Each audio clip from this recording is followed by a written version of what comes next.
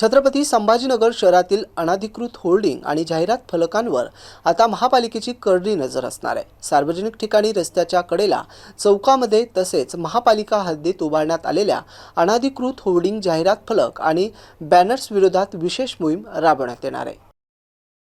महापालिका प्रशासनाने शहरातील अनधिकृत जाहिरात फलकांची पाहणी करून त्याची माहिती संकलित करण्यास सुरुवात केली आहे। परवानगी न घेता उभारलेले तसेच मंजूर परवानगीच्या अटीने उल्लंघन करणारे होर्डिंग तातडीने हटवण्याची कारवाई करण्यात येणार आहे। विशेषतः रस्ते, चौक, पदपथ, सार्वजनिक जागा आणि शासकीय महापालिका मालमत्ता तसेच वाहतुकीस अडथळा निर्माण करणाऱ्या ठिकाणी उभारण्यात आलेले अनधिकृत जाहिरात फलकांवर प्राधान्याने कारवाई करण्यात येणार आहे। या कारवाई दरम्यान संबंधित होर्डिंग धारक, जाहिरातदार, जाहिरात एजन्सी तसेच जागा मालक याची जबाबदारी निश्चित करून लागू असलेल्या नियमानुसार दंडात्मक कारवाई, होर्डिंग जप्त करणे आणि संबंधिताकडून कारवाईचा खर्च वसूल करणे या संबंधित कारवाई करण्यात येणार आहे। शहरातील सर्व अधिकृत होर्डिंग धारक, जाहिरातदारांनी महापालिकेची आवश्यक परवानगी घेऊनच जाहिरात फलक उभारावेत। परवानगीशिवाय कोणतीही होर्डिंग किंवा जाहिरात फलक उभारू नयेत, असं आवाहन महापालिका प्रशासनाच्या वतीने करण्यात आले आहे।